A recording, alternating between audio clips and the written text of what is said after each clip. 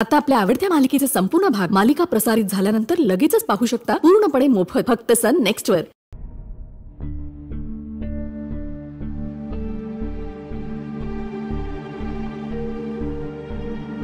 ओ मामी द्या की वय की धरा धरा। राग ये आंबू ये बा अगं ये।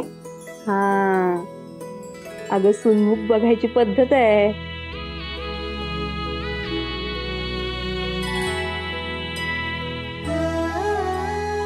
हे घे। काय अगं तिला दे की। बायकोची लई काळजी बाबा तुला। अरे आधी तू खा मग भरव आंबीला। उष्ट खाल्लं की प्रेम वाढतं म्हणतात। घे। असं आहे वे मग तिलाच दे अगोदर, कारण तिचं उष्ट मी खाल्लं तर माझ्यावरचं तिचं प्रेम अजून वाढेल की काय।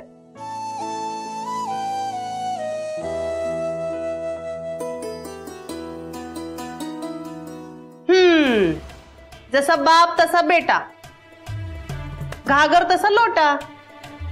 आता रंगराव सारखं तू पण बायकोच्या ताटाखालचं मांजर होणार आहेस वय। काय आहे, बायकोवरचं जर प्रेम वाढणार असेल तर ताटाखालचं मांजर व्हायला पण आवडेल मला। तुला न आवडायला काय झालंय? राघव, जे रीतीनुसार योग्य आहे ते आपण करूयात ना। म्हणजे आपल्या वडीलधाऱ्यांनी आपल्याला जे नियम घालून दिले ते आपणच पाळायला पाहिजे ना। तू आधी खा मग मी खातो। बर द्या मग तुझी।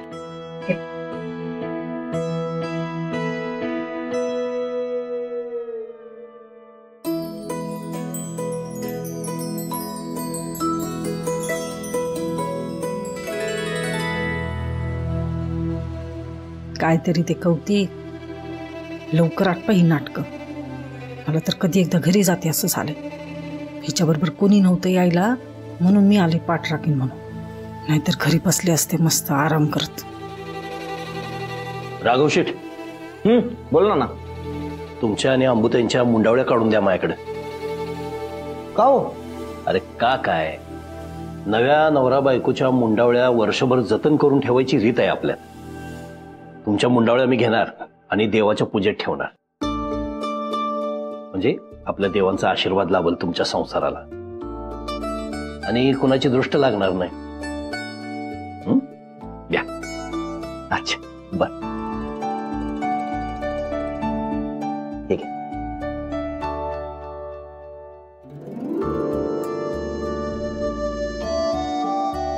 अंबिका, अंबिका, अगं मुंडावळ्या देतेस ना? हो आहे।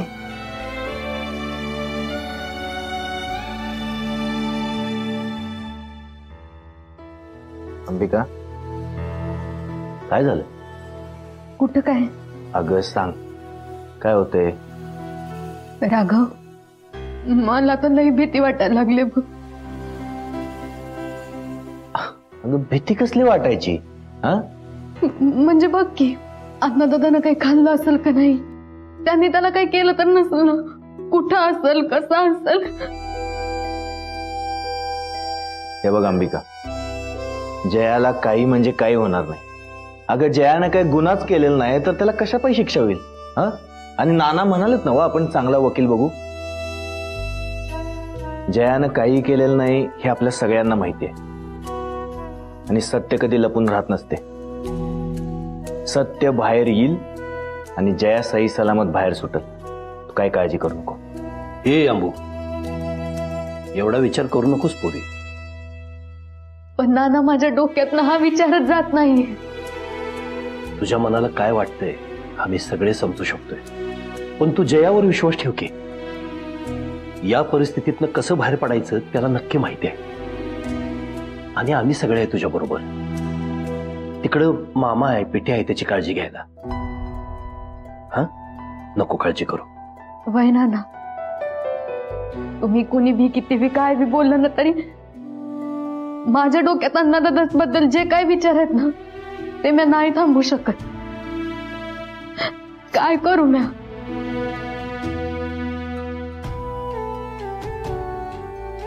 होय ग बाळा, हे बघ तुझी अवस्था कळतीये मला. नाही मी अजिबात म्हणणार नाही की तुझ्या याचा विचार करू नकोस म्हणून.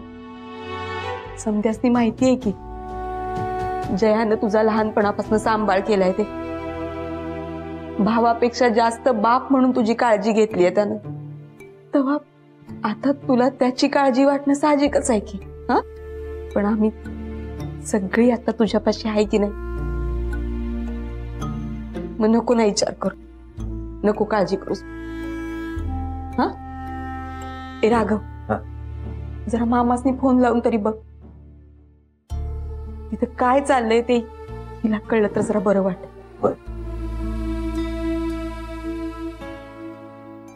करा करा, मामांना फोन करा. नाहीतरी दुसरी कामं काय आहेत त्यांना?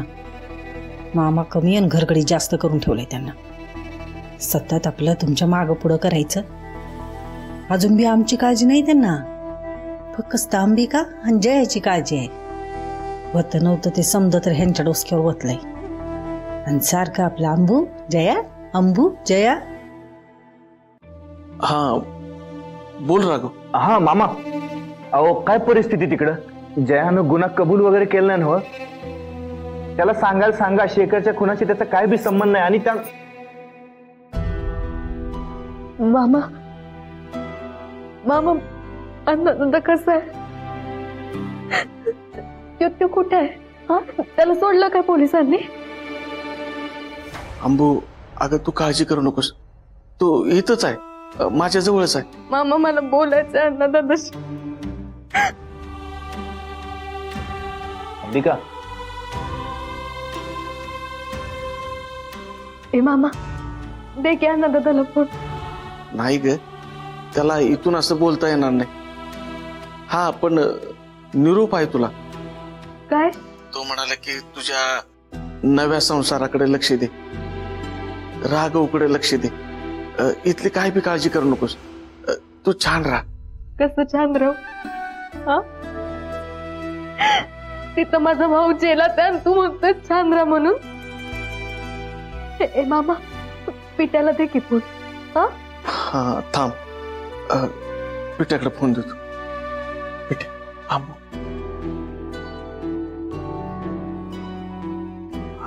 हा आंबे. पिट्या माझा अण्णा दादा कसा आहे? हा तू त्याला फोन दे की. हा लय बेकार हालत आहे का त्याची? अगं लॉकअप मध्ये ठेवलाय त्याला, बघवत नाही का त्याच्याकडे? अण्णा दादा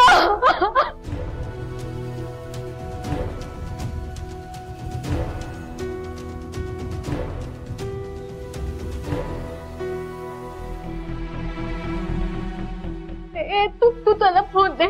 मी बोलतो की त्याच्याशी, नाहीतर मी काम करतो. मी येतो तिकडं.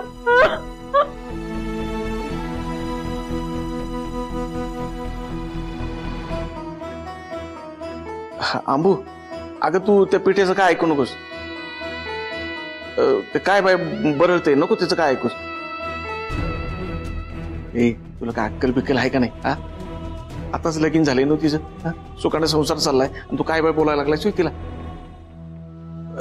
आंबू अगं तू त्याच्याकडे काय बी लक्ष देऊ नकोस. अगं ते वाटेल ते बोलायला लागले. हे काय जया माझ्या जवळच बसलाय. हा पर ते पोलिस संगत काहीतरी बोलायला लागलाय. हा मामा मला एकदा भेटू दे की, एकदा बोलू दे की अण्णा दादाशी. थांब.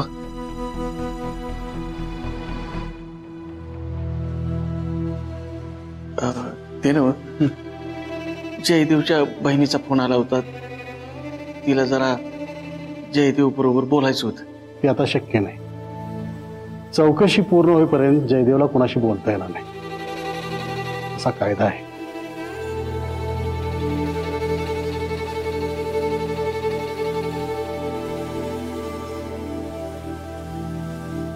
आंबू अगं मी बोललो साहेबांशी, ते म्हटले जरा चौकशी सुरू आहे, त्यामध्ये बोलता येणार नाही.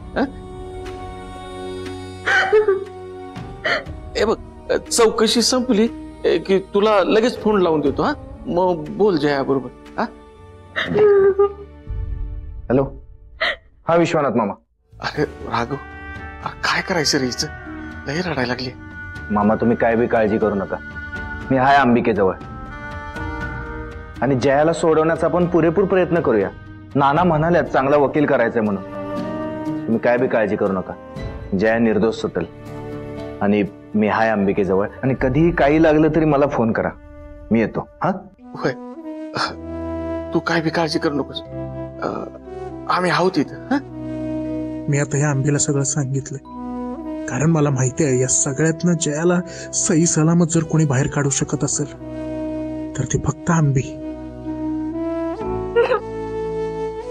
होईल सगळं नीट. हे बघ अंबिका, जयाला सोडवण्यासाठी आपण जीवापाड प्रयत्न करायचे. तो सुटेपर्यंत आपण गप्प नाही बसायचं. अगं जया निर्दोष आहे आपल्या समजांना माहिती आहे की, मग काय होईल त्याला शिक्षा? आपण सगळे आहे त्याच्यासोबत.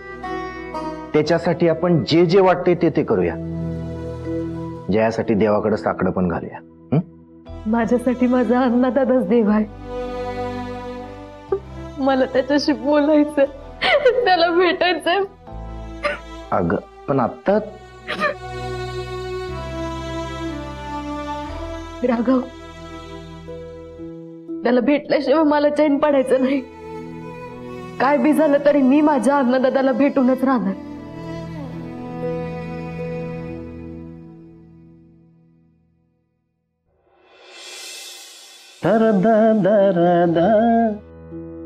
जब ही तर दर दर दा तर तर तर तर तर तर तर तर. कसा दिसतोय बदाम? भारी वाटते की नाही? मला काय वाटतं माहिती आहे, जगाचं मला माहिती नाही, पण आपल्या भागातला तरी मी पहिला बाप असेन जो पोटच्या पोराच्या हनीमून साठी रूम सजवा लागलाय. हे मात्र खरं आहे नाना. कसं वाटतंय मला सांग? भारी आहे, भारी चांगलं आहे. चांगलं आहे तर मग साजऱ्यात तोंडानं सांग की, अशा तोंडानं सांगायला चांगलं आहे म्हणून. खरं सांगू? हा, बरं आहे. बरं आहे. काहीच आवडलं नाही?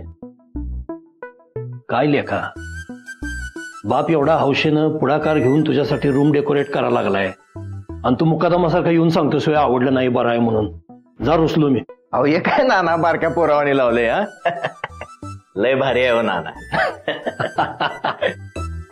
रंग्या, ह्या कपड्यात तू लई साजरा दिसतोय ते मान्य आहे, खरं कटाळा आला नाही तुला दिवसभर घालून? बदल की. थांब, हे आधीच तयारी करून ठेवलेलं तुझं गिफ्ट आजच्या खास प्रसंगासाठी. हे कपडे बदलायचे. अरे वा. आणि ह्यो गजरा, ह्यो असा हातात बांधायचा आणि मग यायचं खोलीत. काय नाना, गजरा हातात बांधायला मी काय रंगेलगडी आहे? तो गजरा मी हातात नाही बांधतो. मग त्यापेक्षा मी एक काम करतो, ह्यो गजरा मी जाऊन अंबिकेच्या केसात मारतो. क्या बात आहे रग्या, ही भारी आयडिया काढलीस. एक नंबर. कुठनं शिकलास रे? खरं सांगू द्रोणाचार्य, हे समज मी तुमच्याकडनं नाही शिकलो, हे समज मी जयाकडनं शिकलो. आपल्या जयाचं बघा की, आपल्या माणसाच्या मनातलं कसं ओळखायचं, त्याची मर्जी कशी सांभाळायची, समोरच्याच्या मनात काय आहे हे समजून घेऊन त्याच्या सोबत कसं राहायचं, हे समजा जयाला लय भारी जमते. आणि यो गजरा मी जाऊन अंबिकेच्या केसात माळला तर या परिस्थितीत तिला पण थोडं बरं वाटेल. बरोबर आहे रग्या तुझं. अहो, आणि या स्वभावामुळे तर आपल्या जयानं लय माणसं जोडल्यात. आता पोलीस पकडायला आलते तेव्हा अख्खा गाव जयाच्या बाजूने उभा राहिला होता. तेव्हा एक गोष्ट समजली मला नाना, की आयुष्यात पैशानं सगळं विकत घेता येते, पण इज्जत, पद, सन्मान हे विकत नाही घेता येत, ते कमवावंच लागतं. माझी काळजी मिटली रग्या. खरं सांगतो, योग्य वेळेला योग्य माणसाकडनं योग्य त्या गोष्टी शिकायला लागलायस. आपलं मुदलातच हुकलं होतं जरा, म्हणजे मी चुकीच्या मार्गावर होतो आणि तुझा हात धरून माझ्यासोबत तुला बी फरफटत घेऊन गेलो. अहो, पण तुझ्या प्रेमानं तुला सुधारलं बघ, सगळं बदललं. आणि तुला बदललेलं बघून मी पण जरा जरा बदलायला लागलोय, सुधारायला लागलोय. आमचं आबा म्हणायचं, ही बापाच्या पायातली वाहन पोराच्या पायात बसायला लागली की बापानं पोराला सारखं सारखं समजवायचं नाही, तर त्याला समजून घ्यायचं, त्याच्याकडनं शिकायचं. तसं चाललं रे माझं. म्हणूनच नाना तुम्ही माझ्यासाठी ग्रेट होतात, आहेत आणि इथून पुढे बी राहणार. असं जरा कौतुक करत जा रे, म्हणजे नाना खुश होतोय जरा. बरं घ्या, आता मी अंबिकेला पाठवून देतो. आंबी इथं बसणार पदर बिदर घेऊन, आणि तू असा दिलीप कुमारवानी हातात फुल घेऊन यायचं. मी तिला पाठवतो. हा, मी पण येतो बरोबर. अरे तू कपडे बदल की, मी पाठवतो की तिला. नाना, या प्रसंगी मी अंबिकेच्या जास्तीत जास्त सोबत असणं गरजेचं आहे. चला.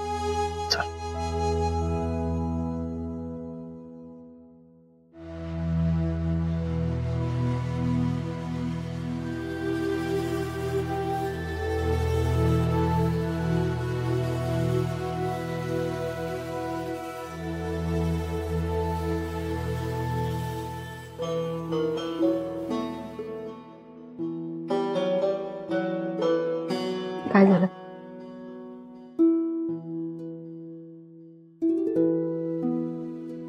काय सांगितलं? लय विचार करू नकोस म्हणून. आम्ही आहे की तुझ्या सोबत.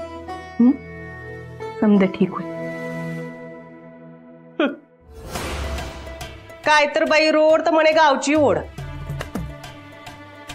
होय ग अंबिके, आता किती दिवस तेच बिचारा माझा भाऊ हे पुराण घेऊन बसणार आहेस? हा, आता घरात लक्ष दे की जरा. आणि तसं बी जे दे घराण्याची रीत आहे, लग्नानंतर 10 महिन्यातच पाळणा हल्ला पाहिजे घरात. ताई, अगं होय, कळतंय मला. मी काय तुझ्या सुनेला खात नाही, प्रेमानं बोलते. बस. होय ग अंबिके, असं चेहऱ्यावर 12 वाजवून किती दिवस बसणार आहेस? हा, आणि अशीच जर नवऱ्यासमोर गेलीस तर नवरा जरा तरी प्रेमानं बघल का तुझ्याकडं? नाही ना वा. आणि तसं बी तू या घरात पाऊल टाकल्यापासून बघालीये, अशी काही सुतक तोंड केलंय की तुझ्या भावाला जेल नाही, तुझा भाऊ वरच गेलाय आणि आज त्याची शोक सभाच आहे.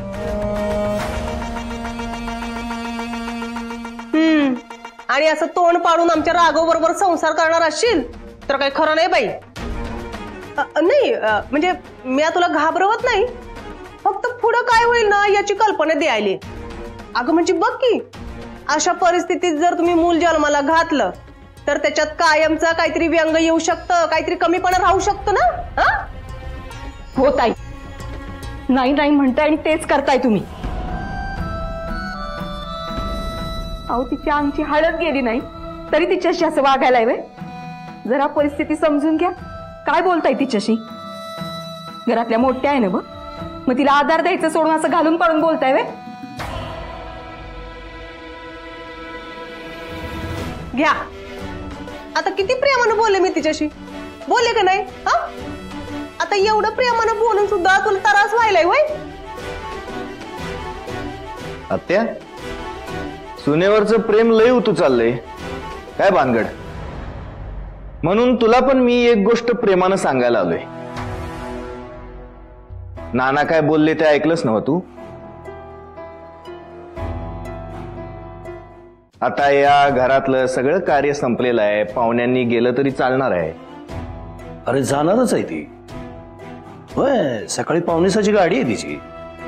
नवीन आलेल्या सुनेला जरा जाच करायचं असते अशी प्रथा आहे ना व, ते जायच्या आधी ती करून घ्यायला लागले. बरोबर आहे का नाही सुने? नियम आहे ना हो तसा. राघव, अरे तू माझ्या लेकासारखा. लेकासारखं कसलं? लेकच आहेस माझा, आणि तुझ्यावरल्या प्रेमासाठी मी हे समज करालीये. माझ्यावर प्रेम? अरे होय राघवा, मला तर तुझी काळजीच वाटले बाबा. आता ह्या पोरी सोबत तुझं कसं निभावणार आहे? नाही, ही जर अशी सुतकी वागत राहिली तर तुझा संसारातला हुरूपच निघून जाईल की. हा, आणि तसं बी इथं कुणी काय बोल ना, आणि माझ्या मेलीचं मन काही राही ना, आणि मी बोलले की म्हणतात सुनंदा बोलते, सुनंदा बोलते. हे म्हणजे असं झालं, पोर होई ना आणि सवत काही राही ना. आत्या, तुला माझी काळजी का वाटती, कशासाठी वाटती ते समज लक्षात आले माझ्या. पण मला अंबिकेची जितकी काळजी वाटते की नाही तितकी जयाची पण वाटती. हे डोक्यात फिट करून ठेव, कळलं? आता तुझं ऐकलंच पाहिजे. नाही, त्या शेखरच्या अंगावर जसं धावून गेलास तसं माझ्यावर बी हात उचलायला मागं पुढे बघणार नाहीस तू काय? पण होय रे राघवा, नाही कोण तू? हा, शेखर. त्याला तू एवढा हाणलास आणि तरी बी म्याच त्याचा खून केला असं जयदेवनं पोलिसांना का सांगितलं? शेखरची भानगड तरी काय आहे? कोण आहे शेखर? आणि त्याने एवढं का त्याला त्या दिवशी मारलंस? तुमच्या दोघांचं काही भांडण बिंडण तर नाही ना? भांडण बिंडण काय नाही, तो त्रास द्यायचा अंबिकेला. कशापायी म्हणजे माग लागला होता तिच्या.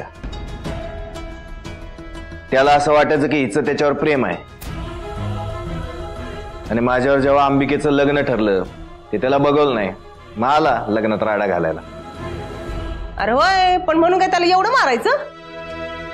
हे बघ, त्याला कोणी मारलं बिरलेलं नाही.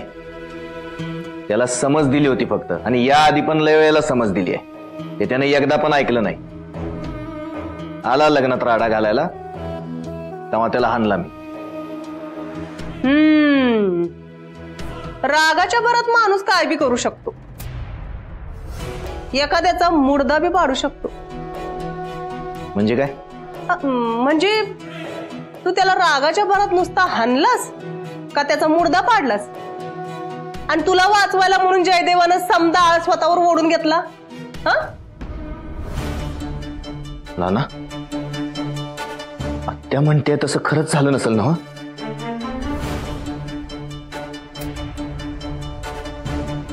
म्हणजे जयाला वाटलं असेल की मी, आणि जयानं स्वतःहून. आपल्याला जयाच सांगत, आपण विचारूया त्याला.